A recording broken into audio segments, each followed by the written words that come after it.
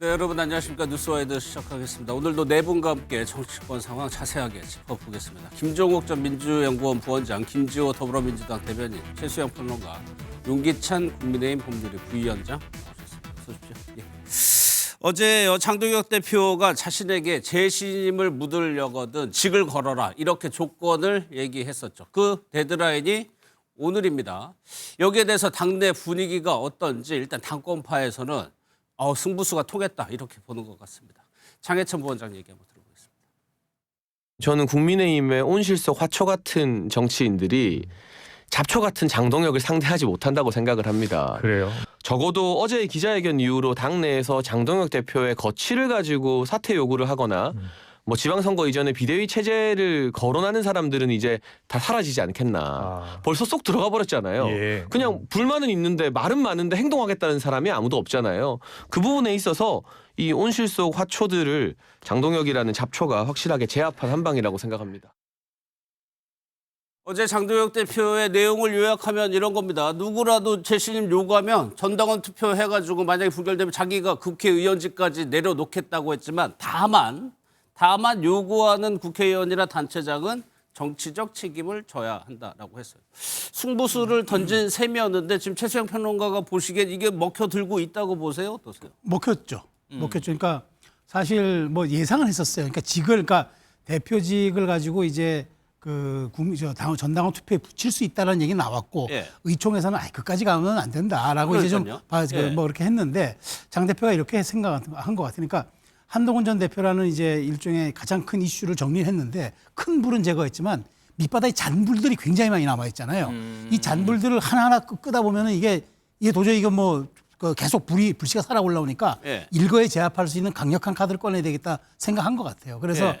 이 대표직 플러스 국회의원직까지 내려놓겠다고 초강수를 둔 거고, 근데 이제 조건절이 있잖아요. 근데 여기에 대해서 문제를 제기하는 사람이 있을 경우에는 내가 투표에 붙이겠고, 있어도 그 사람도 함께 여기에 직을 거는 걸로 하자 얘기했는데, 어쨌든 저는 약간 조건이 있었던 거는 좀 약간 애매는 하지만 예. 그럼에도 불구하고 장 대표가 자신의 국회의원직까지 걸겠다고 얘기한 거는 당에서 더 이상 어떻게 이 문제를 끌고 나갈 수 있는 그런 동력들이 이제는 없어진 걸로 보는 게 맞을 것 같고, 불만은 이제 잠복기에는 접어들었겠지만 네. 이제는 앞으로 그렇다면 주말을 기점으로 장 대표가 빨리 좀 말하자면 중원으로 나갈 수 있게끔 중도 확장 전략을 빨리 좀 해라, 이런 쪽으로 하면 당에 이제 요구들이 좀 빗발칠 것이다. 저는 그렇게 전망합니다. 그러니까 사퇴나 재신임 얘기는 이제 들어가고 예. 방향 설정에 대한 문제 제기. 네. 근데 오늘까지는 뭐 친한계에서 계속적으로 비판을 하고 있는데 이게 윤기찬 부원장님, 그 의총에서 중진들이 그것까지 할 필요 없다, 재신임 물을 것까지는 없다라고 했는데 장 대표가 해야 된다는 의지로 이거를 던진 겁니까? 그러니까 저도 뭐 중진들 의견에 공감을 하는데 예. 굳이 이제 재신임 문제를 꺼낼 필요가 있었는가라는 생각을 해요. 그런데 문제는 뭐냐면 이제 두 가지 당내 의견이 있는 것 같아요. 당내, 당 주변에. 그러니까 이 지선에 출마하는 주자들 입장에서 보면 전략적 긴장 관계를 유지해야 되는 입장도 있을 수 있어요. 이건 뭐 실질을 떠나서 어쨌든 세평이나 여론이 그런 게 있으니까 네. 지도부에 대해서 조금 더 중도층을 갔으면 좋겠다라는 여론이 있잖아요. 그러면 당장 여론의 어떤 평가를 받아야 되는 지선 주자들은 어느 정도 당대표에 대해서 정치적인 언어를 통해서 긴장 관계를 유지할 필요는 있지만 네. 문제는 이제 국회의원들 중에 일부가 선거를 앞둔 당 지도부에 대해서 이게 감정적 대응을 한다, 뭐 이렇게 보이는 경우도 있어요. 예컨대 한동훈 전 대표에 대해 징계를 해서 제명을 했으니 당신도 책임지고 나가라. 네. 그냥 뭐 지선이라는 어떤 명분을 내세우지만 지선을 명분을 내세우면 지도부에다가 노선 변경을 촉구할 수는 있어도 예. 사퇴해라 이런 얘기는 사실은 하면 안 되는 거라고 저는 생각을 하거든요. 그런데도 불구하고 지속적으로 사퇴해라. 그래서 재신임해라. 투표해라. 그래서 재신임한다 그러니까 뭐 왜 재신임 투표를 하냐, 사퇴라고 한 거지. 이런 식의 다수의 말장난 같은 일들을 지속적으로 벌이는 것 때문에 예. 저는 장 대표가 이제 도저히 안 되겠다. 논쟁에서 그만두자. 또 소모적인 논쟁으로 계속 가지 말고 서로 간에 뭐 감정 싸움 이렇게 접어들지 말고 이제 그만두자. 이런 취지에서 던진 강수가 아니었나 개인적으로 평가합니다. 그러면 그렇게까지 강수를 던질 수 있는 그 이유가 그동안 윤호견 세력이라고 뭐 칭하는 강성 보수 지지층과 선을 명확하게 긋지는 않았잖아요. 그 덕을 본 거라고 봐야 돼요. 윤호개인 세력과 윤호개인 세력이 누구죠? 저는 개인적으로 윤호개인 세력이라는 것은 윤 대통령 전모 씨 같은 경우 그런 것 같아요. 예. 윤 대통령을 뭐 지키러 왔다. 근데 나머지 당에서 윤 어게인 세력은 있지 않아요. 첫 번째는. 두 번째는 다소 이제 뭐 강경한 어떤 정책을 추구한다 이럴 수는 있는데 네. 그 지지층이 현재 뭐 수치로 나오는 것 아니냐라는 그런 그 수치 확인도 했을 수 있죠. 또 하나는 정치적 승부수가 될 수도 있는 거죠. 예컨대 어떻게 나올지 모르는 거거든요. 또 하나는 네. 만약에 그 재신임을 했는데 재신임은 되지만 수치가 낮은 경우에는 네. 또 다른 논쟁을 촉발할 수가 있죠. 그런 걸 감수하고 던진 거예요. 어찌 보면. 그런데 거기다 이제 다만이나 아까 말씀하신 앵커 말씀하신 이 부분은 그럼 당신도 같이 투표해보자. 재신임에 대해서 요구하시는 분도 같이 투표 올려서 네. 같이 해보자. 당신도 걸어라. 그런 취지의 말로 들리는 것이지 문제 제기하는 사람들 모두 다 당신들도 정치적으로 책임져라. 이런 취지는 아닌 걸로 보여져요. 그러니까 저는 개인적으로 책임을 질 사람은 계속 요구해라. 네. 다만 그 책임 같이 지자. 이런 취지로 보이기 때문에 저는 이 부분이 지도부 본인의 또 직위를 유지한다기보다는 지선 때까지는 어차피 지선 끝나서 선거 결과 나오면 책임 소재는 본물 터지잖아요. 그러니까 그때의 책임 소재에 대한 네. 왈가왈부는 괜찮은데 네. 지금 지선 앞둔 입장에서 자꾸만 이런 거 갖고 논쟁을 벌이는 것은 이건 사실 당의 자해 아니냐라는 생각을 하지 않았을까라는 생각을 합니다. 예. 친단계에서는 계속적으로 이제 비판을 하고 있습니다. 어떤 내용으로 비판을 하고 있는지 한번 직접 들어보겠습니다. 정치를 하라고 했더니 이 포커판을 만들어버리는 복합판을 만들었다. 당대표의 인식 수준, 자해 정치 수준에 예. 최소한의 기대마저도 물거품이 되는 것 같아서 굉장히 안타까웠고요. 당의 위기에서 정말 지도자의 역할을 기대했던 제 바람이 높았던 것 아닌가 굉장히 예. 자괴감이 좀 많이 들었습니다. 직을 걸라는 대표의 그런 정말 발언들은 아직도 이 상황을 제대로 인식하지 못하고 있구나. 저는 어제 그 장동혁 대표 그 발표문 보면서 윤석열 전 대통령 개헌 포고령 보는 줄 알았어요. 내일까지 나한테 얘기하든가 아니면 입 다물어라고 얘기하는 거하고 그건 너무 폭력적이잖아요. 예. 그리고 누가 도대체 장동혁 대표한테 시한을 정할 수 있는 권한을 줬습니까? 그러니까 저는 내일도 얘기할 겁니다. 당신 물러나라라고 예. 얘기할 겁니다. 이런 폭력적인 권한을 도대체 누가 당대표한테 부여한 겁니까? 말이 안 되고. 두 분의 인터뷰를 보셨는데 공영진 의원 같은 경우는 조폭식 공갈 협박이라고 얘기했고 장동혁 대표 보고 정신 차리라고 얘기를 하고 있습니다. 그러면 아까 잔불정진하는 표현을 쓰셨는데 이런 비판들이 정리되는 수순이라는 거예요. 지금? 그렇습니다. 그래서 좀 전에 그 질문하셨잖아요. 예. 강성당원 덕을 본 게 아니냐 얘기를 하는데 이 데이터로 보면은 70만 정도 때 당대표가 취임을 했거든요. 예. 지금 100만 당원이 넘었어요. 근데 예. 그 데이터가 지금 되고 있는데 근데 이게 그럼 장동혁 대표만 보고 온 거냐? 일부 기류는 있겠지만 여러 가지 지방선거 출마자 예정자들이 당원들 끌고 들어온 효과도 이것도 상당수 있을 거예요. 예. 자, 그렇다면 이걸 여기에서 그러면 이제 그 투표율이 60% 100만 당원이면 투표율 60%로 봤을 때 그러면은 60%를 가정했을 때 과반이 되려면 40만 정도가 35만 정도 한 40만 돼야 되잖아요. 그럼 40만 당원들이 다 강성당원이진 않아요. 그러니까 제가 보기 장 대표가 이렇게 승부수를 던진 거는 예. 아까 윤기찬 변호사도 말씀하셨지만 실제로 여기에서 자신 지지율이 높게 나오면 정청래 대표 말 빌리면은 3대 0으로 이긴 거나 1대 0으로 이긴 게 똑같하지만 재신임 투표는 이게 달라요. 예. 3대 0하고 1대 0하고 완전히 다를 수 있기 때문에 그런 측면에서 사실 장 대표도 지지층만 보고 한 게 아니라 사실은 본인도 리스크를 감수하고 던진 거예요. 예. 그런 파급 효과가 있기 때문에 지금 이런 식의 지금 반응들이 나오고 있지만 저는 오래 못 갈 거다. 왜냐하면 이 사안에 대해서는 어찌됐든 장 대표가 회심의 승부수였고 이걸로 인해서 이제는 아까도 말씀드렸지만 더 이상의 이제 불필요한 논쟁을 좀 하지 말자. 이걸로 좀 정리하자고 일종의 아주 센 카드를 던진 거예요. 그렇기 때문에 오늘 내일 정도는 나오겠지만 아마 주말을 기점으로 당이 아까 공관위 체제로 간다 그러면은 더 그 이상의 얘기는 안 나올 거로 봅니다. 두 분 뭐 하고 싶은 얘기가 많은 것 같아. 일부러 제가 기회를 안 드렸었는데 일단 테토남, 애견남 뭐 이렇게 비교하면 뭐 다양한 수사들이 지금 나오고 있습니다. 지금 정치권에서 뭐 제가 볼 때는 산수가 끝났다. 산수. 장동혁 대표 입장에서는 전당원 투표를 하더라도 내가 계산이 다 나왔어. 예. 내가 어차피 이길 거니까 그럼 본인이 계산해서 이길 것 같으면 뭐 한 이틀밖에 안 줍니까? 한 7, 8일 주지. 제가 볼 때 이 정도 상황이면 협박 정치인 거죠. 타짜처럼 너 안 나오면 손먹어지 하나 골라라는 얘기나 마찬가지잖아요. 근데 이게 뭐 답변들이나 이렇게 할 수 있는 얘기인 거지. 정당 정치를 하면서 내일까지 나한테 문제 제기하지 않으면 예를 예. 들면 자기의 정치적인 생명을 걸어라 이렇게 얘기하는 건 되게 문제가 있다는 생각이 들고요. 그래서 협박 정치다. 또 하나는 매우 상식적이지 않아요. 이 내용을 보면. 예. 김동혁 대표 같은 김동혁 전 최고위원 같은 사람에 대해서 탈당 공고했지 않습니까? 그걸로 따지면 예를 들면 고성국 씨 같은 경우 당사에다가 전두환 씨 사진 올리겠다고 얘기했잖아요. 이건 가만히 내버려 둡니까? 그러니까 기준 자체가 다른 거예요. 그러니 많은 사람들이 계속 극우 파시즘 정당으로 가는 거 아니야? 네. 내란을 옹호하는 거 아니야? 라는 얘기를 듣는 거죠. 전 그래서 이건 완전히 예를 들면 내부에 있는 극우적이고 내란을 옹호하거나 동조하는 세력에게 장동혁 대표가 완전히 예를 들면 굴복했거나 아니면 둘이 같이 간다라고 볼 수밖에 없는 행태이다. 네. 저는 이렇게 가면 지방선거를 이길 가능성이 높지 않은데도 저렇게 가는 이유가 뭘까라고 얘기하는 건 당을 균질하게 만들겠다. 앞으로 당 지도부에게 문제 제기하는 사람들은 다 날려버리겠다라고 네. 하는 모습이 아닌가. 그것 아니고는 도대체가 저는 설명이 안 되는 상황으로 가고 있다. 이런 생각이 예. 듭니다. 뭐 여기 패널 분들이 얘기하시는 게 아니다 싶으면 뭐 얘기하세요. 예.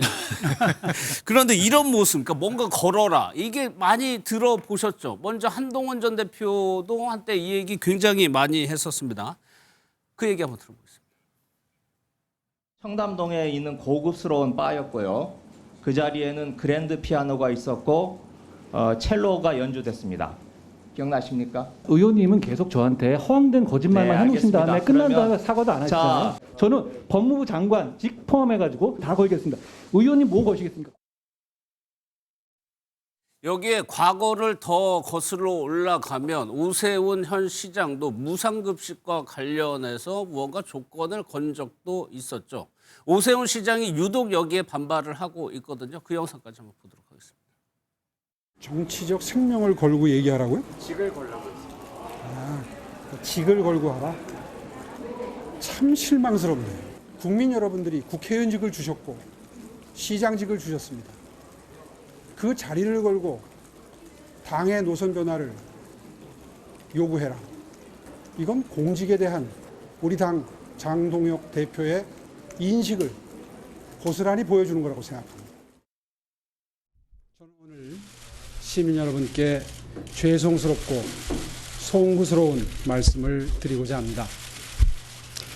8월 24일 치러질 이번 주민투표 결과에 제 시장직을 걸어서 그 책임을 다하겠습니다.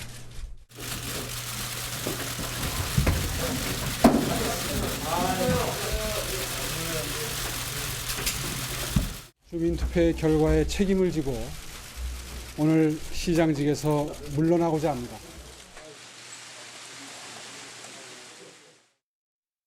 최수영 평론가 먼저 이때 상황 잘 기억나세요? 기억나죠. 생생히 기억나죠. 근데 사실 이제 뭐 정치적으로 저렇게 해서 근데 오세훈 시장이 지금 와서 제일 후회되는 순간을 저때 꼽기도 해요. 그리고 네. 이제 한동훈 전 대표 입장에서도 사실 그때는 이제 본인이 너무 억울하다 보니까 나는 우리가 그러잖아요. 내 거 다 걸고 나는 내가 거기에 대해서 정말 나는 관여하지 않았다. 네. 사실 무근이다. 이거 얘기할 때 강조의 의미로 그때는 사실 직을 걸라고 얘기한 것 같은데 지금 장 대표는 약간 결을 달리하죠. 저 때는 오 시장은 정책의 사안이었고 한동훈 전 대표는 무고함을 입증하기 위해서 그 얘기를 쓴 건데 예. 장 대표는 사실상 어찌 보면 러시안 룰렛 게임처럼 그걸 한번 해보자는 이제 그런 얘기다 보니까 지금 당에 논란이 이제 일어나는 거죠. 근데 예. 제가 아까 말씀드린 대로 이렇게 강력한 한방이 없으면은 당에 저는 뭐 물론 당이 뭐 여러 가지 의견이 나올 수 있는 건강한 정당이라면은 저는 충분히 그런 얘기는 나오는데 예. 근데 이제 이게 약간 궤를 달리하는 게 대표직을 물러나라 비대위 체제로 가자.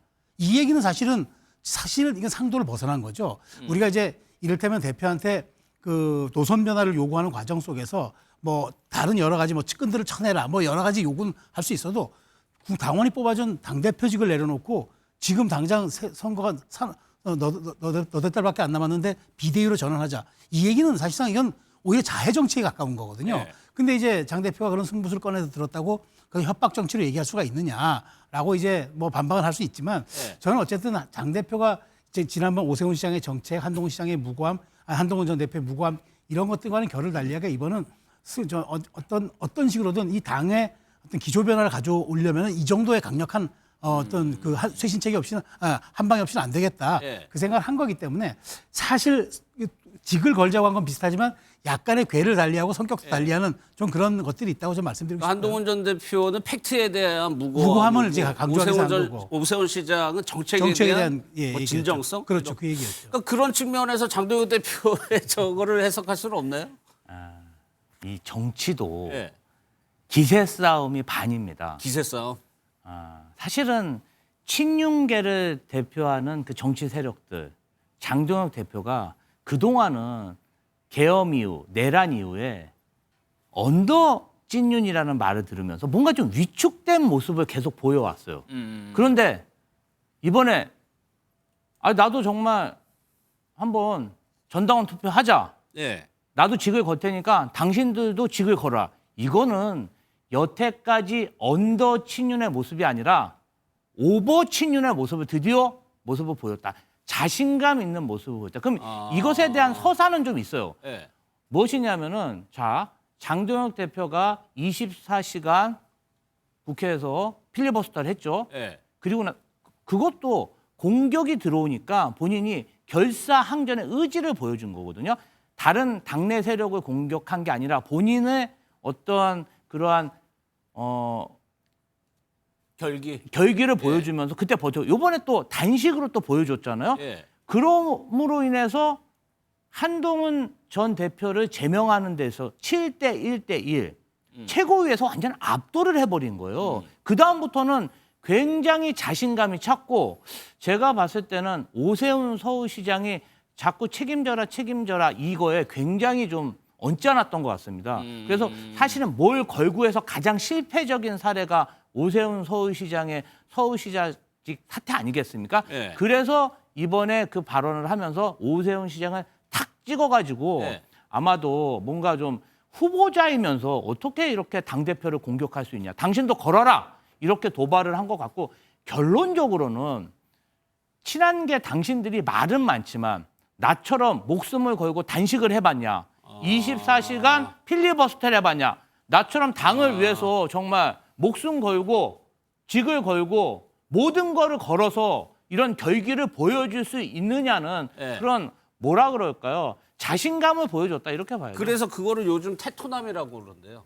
뭐 모르겠습니다. 이제 언더 찐윤이 오버 찐윤 됐다. 저는 그렇게 평가합니다. 예, 그래서 친한계를 이거 참 설명도 해드려야 되는데 저도 정확히 몰라. 아무튼 애견남이라고. 그러면 윤기천 변호사 이런 해석이요. 한동훈 전 대표도 이렇게 대응한 적이 있고 오세훈 시장도 있어요. 근데 두 사람이 지금 가장 강하게 장동혁 대표를 흔들고 있는 사람이 있다 보니까 똑같은 방식으로 제시한 거 아니냐는 해석에 대해서.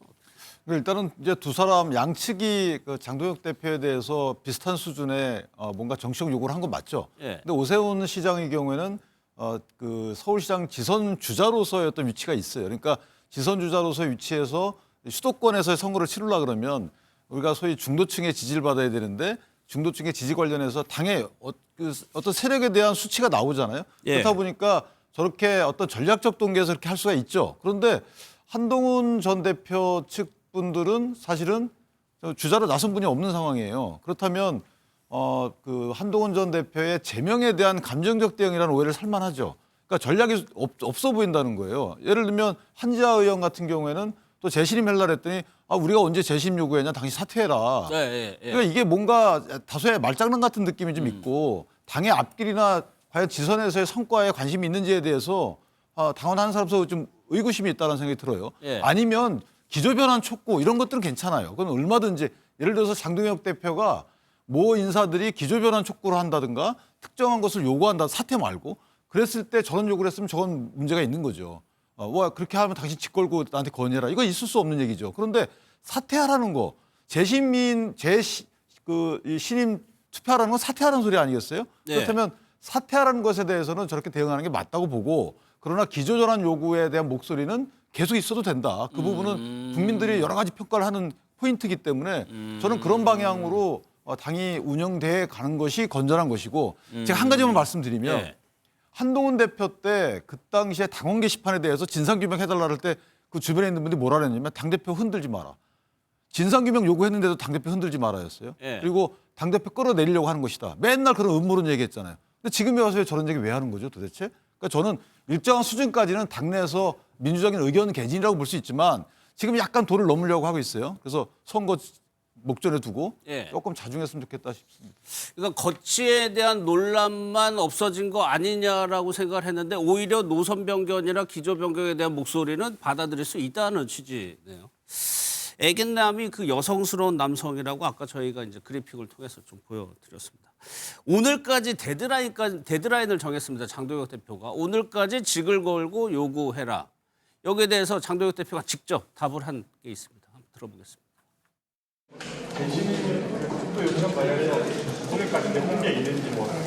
제게 재심을 요구하거나 직을 걸고 사퇴를 요구한 분이 있는지는 잘 모르겠습니다만은 저는 공식적으로 아직 들은 바는 없습니다. 직 걸고 하신 적은 없지만 비판 의사는 계속 나오고 있는데 이건 혹시 어떻게 보세요? 어제 제 입장을 밝혔습니다.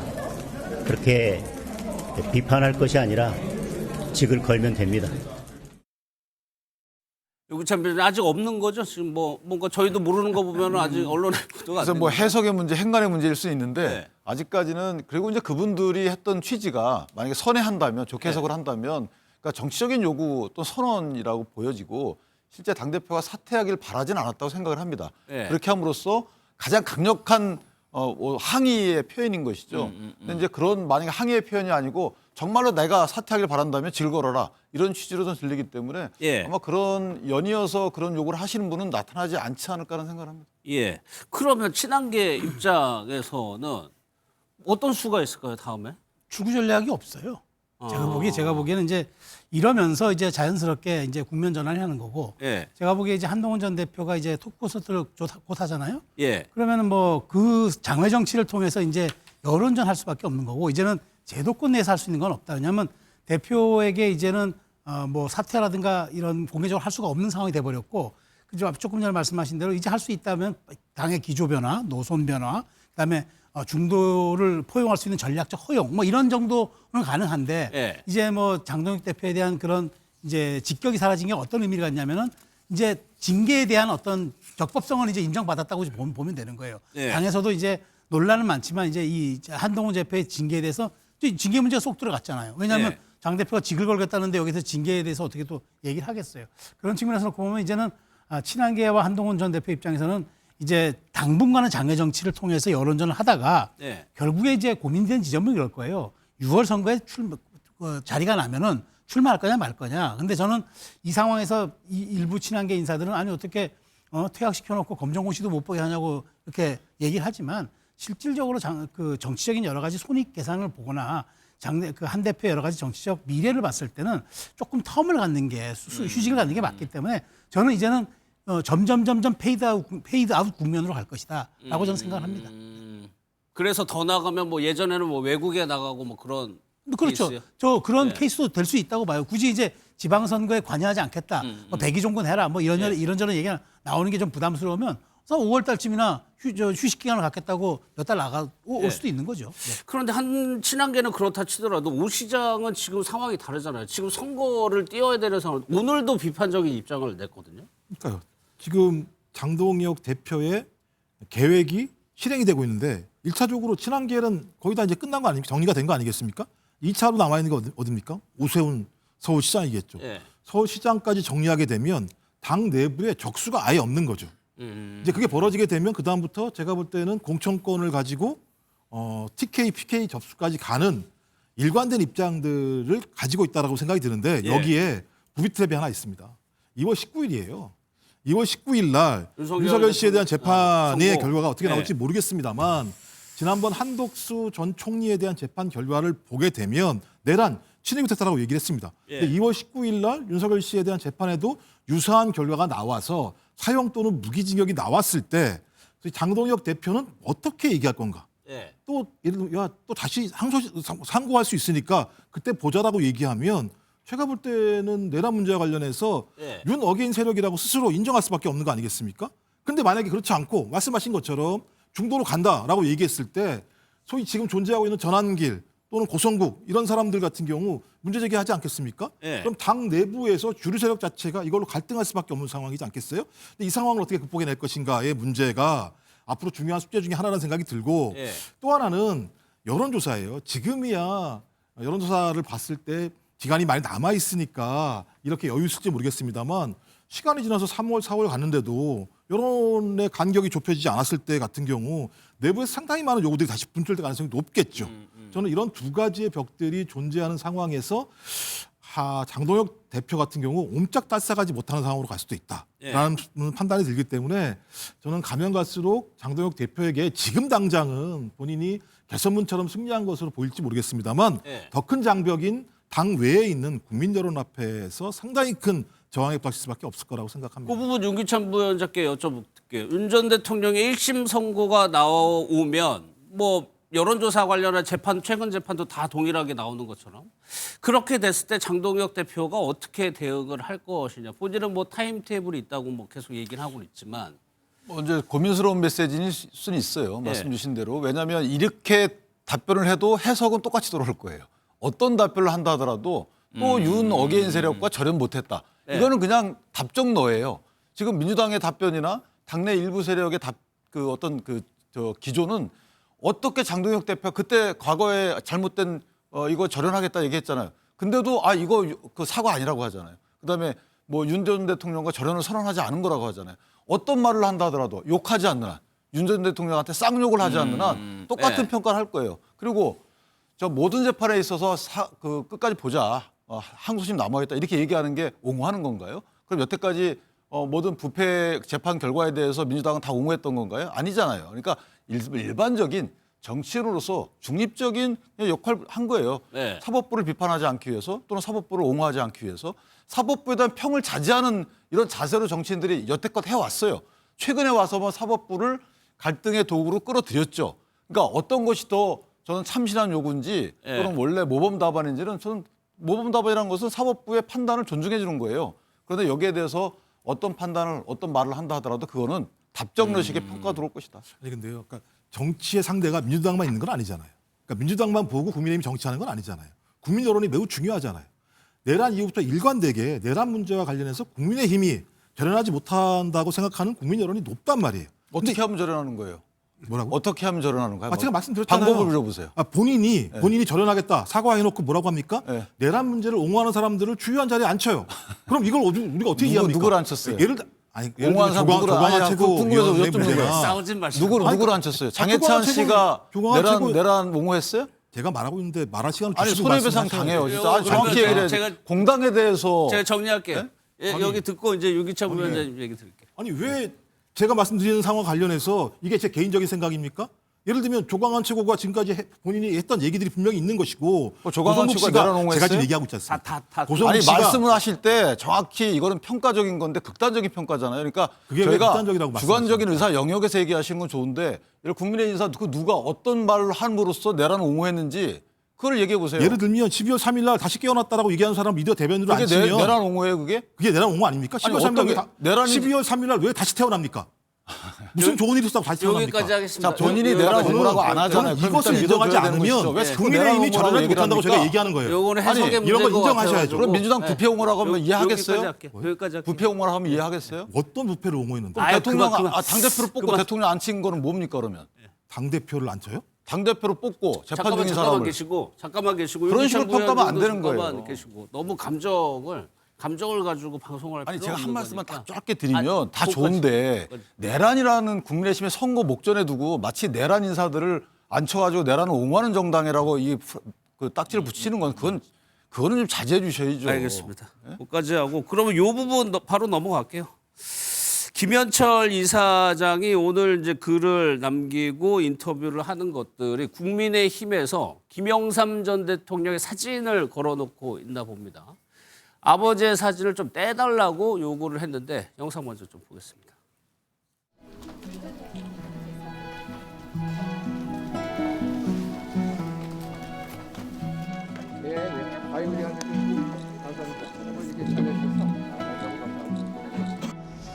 부당한 제명을 당하면서 달그의 목을 비틀어도 새벽은 온다고 했던 김영삼 대통령님 말씀처럼 꺾이지 않는 마음으로 국민 믿고 계속 가겠습니다. 아버님이 추구해오신 정치가 통합과 화합의 정치인데 우리 국힘도 이제 더 이상 이렇게 분열을 할 것이 아니라 진짜 더 센 정치를 좀 했으면 좋겠어요. 민주당도 그렇고 국민의힘도 그렇고 대통령을 많이 배출했죠. 그래서 당사에 가면은 사진들을 걸어 놓는데 이 사진이 지금 논란이 되고 있습니다. 아, 유기찬 부위원장께 뭐 질문하기가 좀 무섭네요. 그래도 당에 계시니까. 김현철 이사장이 이 사진 떼달라라고 하면 당에서는 이거 어떻게 처리합니까? 뭐 기조번 변화를 촉구했다 이 정도로서 이해를 하는데 네. 당에 지금 세 분이 걸려 있어요. 아시다시피 박정희 전 대통령과 김영삼 전 대통령 그리고 한 분은 누구죠? 기억이 안 나는데. 이승만 전 대통령. 근데 김영삼 전 대통령의 이제 그 아드님으로서 여러 가지 정치적인 의사표현을 할 수가 있지만 문제는 뭐냐면 김영삼 전 대통령의 정치적인 유산까지 상속한 분은 아니에요. 그럼 네. 뭐 재산을 상속했다. 이건 뭐 이해를 하겠는데 김영삼 전 대통령이 걸어온 길에 대해서 본인이 이거 절대적으로 다 본인 건가요? 그러니까 이 김영삼 전 대통령의 정치적인 이력에 대한 해석을 국민이 다 할 수 있는 거죠. 예. 근데 본인이 그걸 띠라 마라 할 뭐 입장은 아닌 것 같고 다만 제가 좋게 해석을 한다 그러면 국내심이 본인 입장에서 볼 때 김영삼 전 대통령이 걸어왔던 길과 현재 국내심의 입장이 또는 그 국민적 평가가 맞지 않다. 이런 아쉬움이 있다. 그러니까 잘해달라. 이런 취지로 이해를 하고 예. 여기서 만약에 특정 계파의 어떤 주장과 그 행보에 같이 하면서 그런 말씀을 하셨다면 더욱 부적절하죠. 김영삼 전 대통령은 3당 합당을 통해서 정치 세력을 합친 분이잖아요. 예. 그런데 만약에 지금 갈등을 지향해야 된다고 말씀 주시지만 며칠의 행보를 보면 예. 본인의 갈등의 중심에 서 있는 의도적인지 실수인지 몰라도 예. 그런 발언을 하신 게 아닌가라는 아쉬움이 좀 있어요. 그래서 그게 한동훈 전 대표하고 며칠 전에 같이 있던 그러면서 모습 한동훈 때문인 거죠? 대표에 관한 언급을 하시면서 이제 그런 처음 이런 얘기를 하신 거거든요. 예.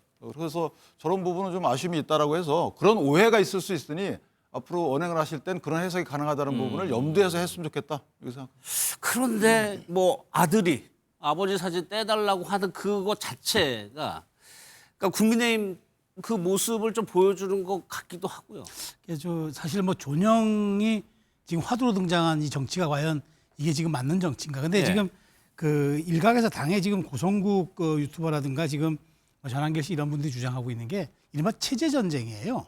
이 체제 전쟁. 그러니까 다시 말해서 우리가 이제 뭐 중도 확장도 잘 좋지만 우리가 우리의 정체성을 정하지 못하고 외연 확장 나가는 건 의미가 없다 이런 얘기를 하는 건데. 네. 그래서 이제 이승만, 박정희 이제 아까 얘기한 김영삼 전 대통령 세 분만 걸어놓고 이명박 대통령, 박근혜 대통령 전부 이제 걸어놓지 않은 상태란 말이에요. 근데 이제 여기에서 이제 전두환, 노태우 사진을 걸자고 하는 이 와중에 이제 논란이 발생했는데 저는 예. 근데 당대표가 뭐라 했습니까? 저는 여기에 대해서 고성국 씨가 요구를 했고 전환기 씨가 영합을 하고 요구했지만 당대표가 여기에 응답했습니까? 그러니까 저는 우리가 그러잖아요. 침묵 떠나의 메시지라고. 그러니까 말하지 않음으로써 그 질문에 답하지 않은 거예요. 그러니까 우리가 그런 얘기하잖아요. 질문이 성립이 안 될 때는 굳이 답변 안 하잖아요. 예. 근데 그걸 가지고 그 무응답이 곧 동조한 거라고 얘기해서 우리 아버지 사진 떼라. 라고 얘기하는 게 아들이기 때문에 물론 이제 아버지와 아들이라는 특수관계, 부자관계는 있지만 예. 이건 지금 정당에서의 정체성과 역사성을 가지고 논쟁을 벌이는 과정인데 그렇게 쉽게 우리 아버지 사진 떼세요. 라고 할 수 있는 사안은 아닌 것이다. 지금 당이 사실 어찌 보면은 약간의 이렇게 내용에 접어든 거는 윤 전 대통령에 대한 평가 문제도 있지만 어찌 보면은 보수 정당의 정체성과 가치를 어떻게 찾아야 되냐 이 논쟁도 사실 있는 거란 말이에요. 예. 이 속에서 이제 고성국 씨 같은 경우에는 존형 정치를 들고 나오면서 당의 정체성 얘기를 하는 건데 그 장동혁 대표 생각은 좀 다른 것 같아요. 체제 전쟁으로 보긴 하지만 예. 자유민주주의 가치를 우리가 어떻게 더 실현해서 국민의 마음을 얻을 것이냐 이쪽에 지금 방점이 찍혀 있는데 결이 완전히 다른데 그걸 가지고 마치 이제 동조했다고 얘기하면 사진 떼달라 얘기하는 건 이건 과하죠. 그렇기 때문에 그리고 말 그대로 김영삼 전 대통령의 사진은 이른바 여권에서는 우리 국가에서는 공공재입니다. 그런데 이걸 가지고 마치 이제 사적 유물 뭐 다루듯이 얘기하는 것도 저는 별로 그렇게 썩 온당해 보이진 않다는 생각이 들어요. 사실 이 논쟁이 이제 유튜브 고성국 씨가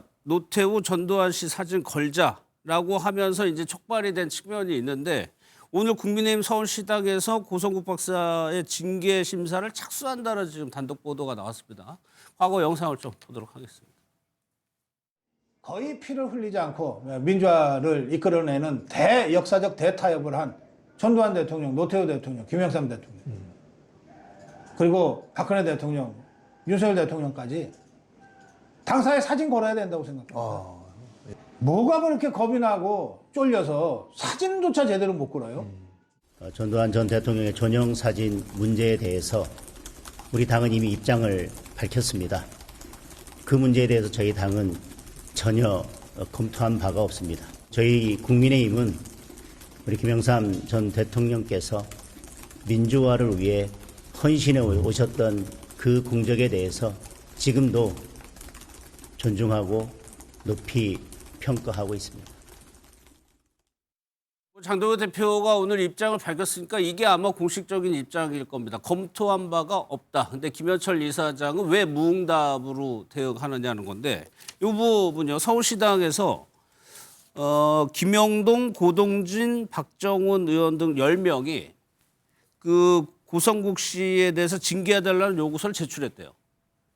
그러면 서울시당 자체적으로 판단합니까? 서울시당 내에 설치된 윤리위원회에서 예. 심리를 합니다. 해가지고 만약에 거기서 징계 사유에 해당한다 그러면 징계를 할 거고요. 그렇지 않다 그러면 이제 공람 종결을 할 텐데 거기에 대해서 징계를 하게 되면 고성국 씨가 만약에 이의 제기하게 되면 또 중앙당 윤리위로 오거든요. 그래서 이제 그런 절차를 하면 되는 것이고 네. 사실은 전두환 전 대통령의 사진을 거는데 찬성하는 분은 거의 없어요. 네. 제가 몇 분한테 물어봤어요. 한 10분 정도 물어봤는데 없고 왜냐하면 민심과 사실 국민적 정서를 대변하는 정당이잖아요. 물론 각 정당이 대변하는 정서들이 다소 차이는 있겠지만 예. 근데 더군다나 그 장동혁 대표는 전두환 전 대통령을 재판했던 재판장이었어요. 그래서 더욱더 걸지 못합니다. 어떤 측면에서라도. 그러니까 고성국 씨의 저 주장은 본인이 유튜브를 하면서 본인 유튜브를 시청하는 분들의 의견을 본인이 뭐 취합했는지 어쩐지 모르겠지만 예. 전혀 현 정당에서 하려는 의사와는 전혀 관련이 없다. 예. 그러니까 그게 만약에 본인이 이렇게 거는 게 어떠냐라는 제의 자체가 이게 민심 위반 행위에 해당해서 징계 사유에 해당한다 그러면 서울시당 부설 윤리위원회에서 징계하겠죠. 예. 그건 뭐 그거 지켜보면 될 일이고 어쨌든 당에서는 그런 움직임이 전혀 없다. 만약에 그래서 징계를 하고 고성국 씨가 거기에 반론을 제기하면 중앙당으로 온다는 말씀이시죠? 그렇죠. 그 논란이 계속 이어질 수 있는 거죠. 중앙당으로 오는데 이제 중앙당의 또 윤리위원회 결정에 대해서는 중앙당의 결정을 마치 지도부와 또 어떤 의중이 반영된 거 아니냐 이런 식인데 예. 제가 볼 때는 그 점은 좀 걱정스럽긴 하지만 예. 어쨌든 그 점은 뭐냐면 서울시당에서 일단 징계를 한다는 전제하에 오는 거거든요. 예. 징계를 만약에 안 하게 되면 올 리는 없어요. 그러니까 그 부분 좀 지켜봐야 될 것 같습니다. 김조 대표님, 뭐 이게 존영이라고 하죠. 이 사진을 얘기하는 거를 때 아닌 이 사진 논쟁으로 지금 번지고 있는 상황이거든요. 결국은 고성국 씨가 전두환, 노태우의 존영을 걸어야 된다고 느닷없이 이야기한 것은 이 두 사람이 내란 수괴로 단죄를 받았고 네. 그러면 지금 재판받고 있는 내란 수괴는 누굽니까? 윤석열 아닙니까? 그러면 윤석열, 윤 어게인 세력들이 이렇게 이야기를 하고 있다는 것인데 뭔가 어필을 하고 있어요. 우리 당의 정체성은 전두환, 노태우, 윤석열이다. 근데 이와 관련해서 지금 장동혁 대표는 우리는 뭐 이야기한 적이 없다, 입장이 없다. 이런 걸 기대하는 게 아니죠. 그게 무슨 말도 안 되는 얘기냐. 예.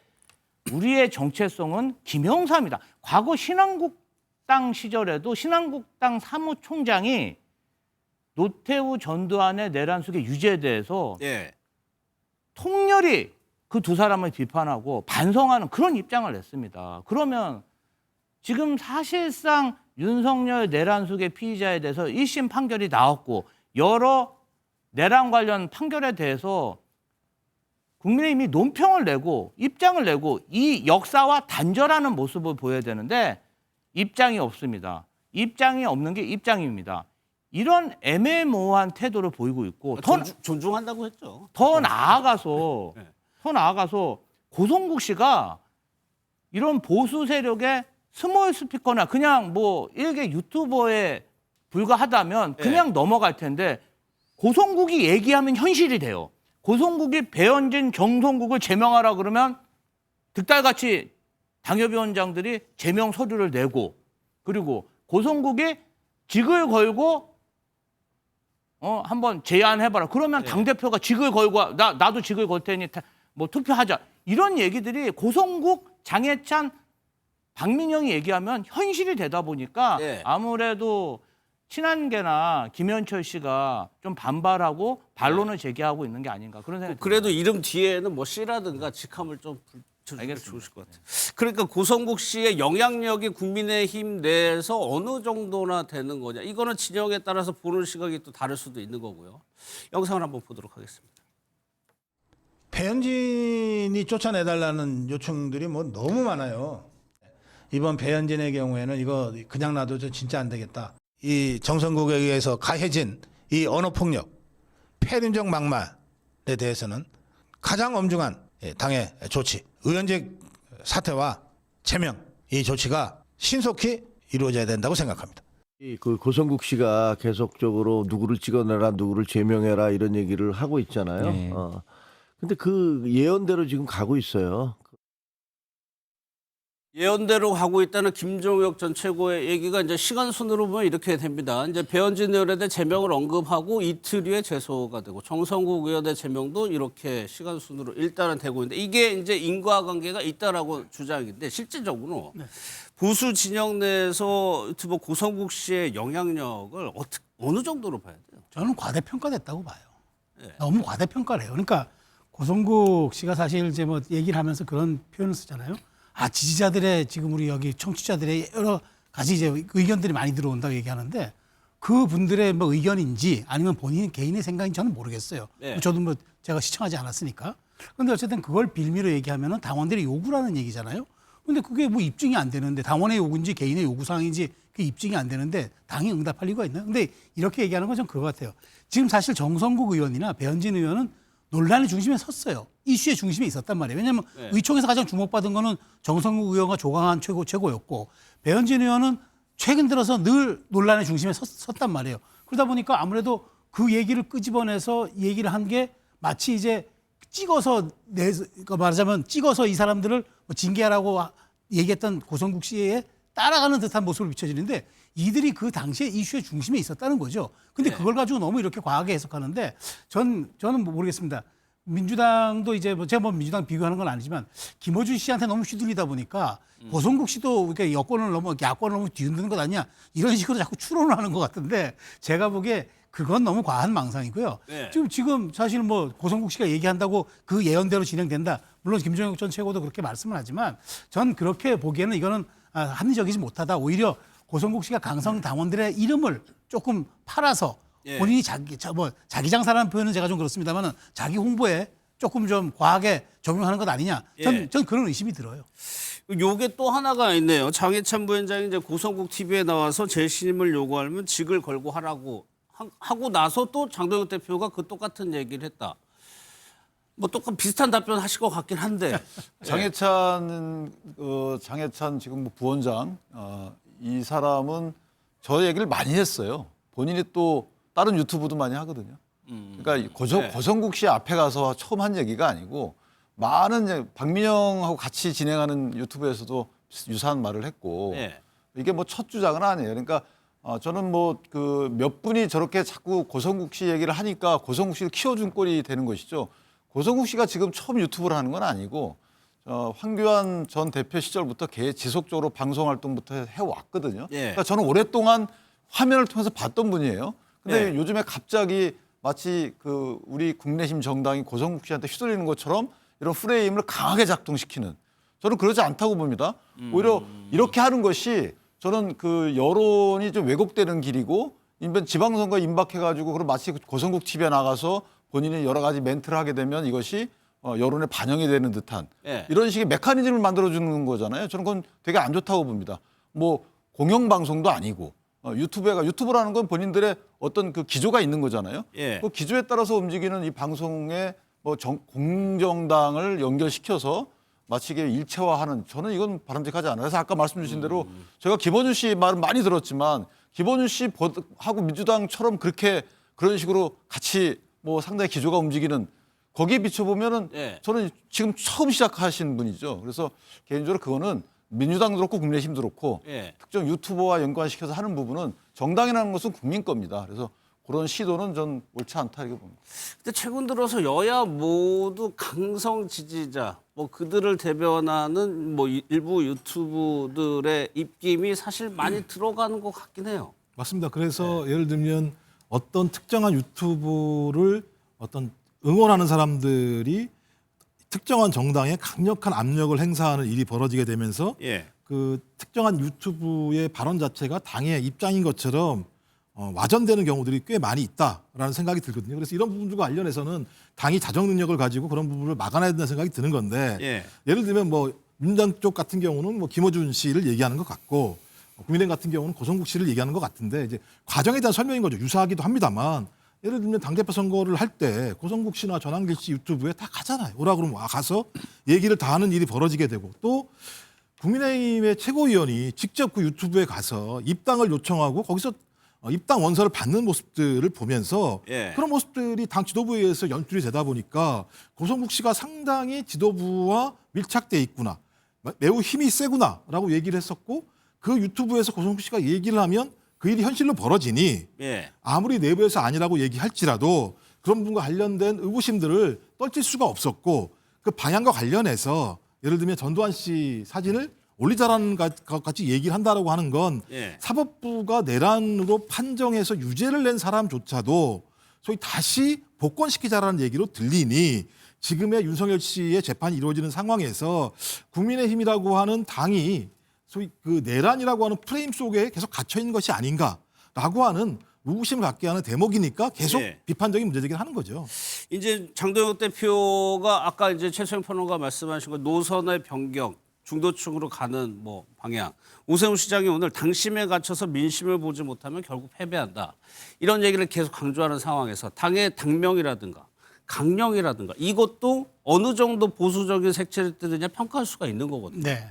좀 더 중도층으로 그런 게 가는 분위기는 아니잖아요, 지금. 그렇죠. 제가 그 말씀드렸잖아요. 장동혁 대표도 사실 어찌 보면 지금을 체제 전쟁으로 인식하고 있는데 네. 다만 이제 저쪽 결과는 다르게 자유민주주의와 시장 가치를 중심으로 하는 그런 이제 보수의 정체성을 강화하는 거죠.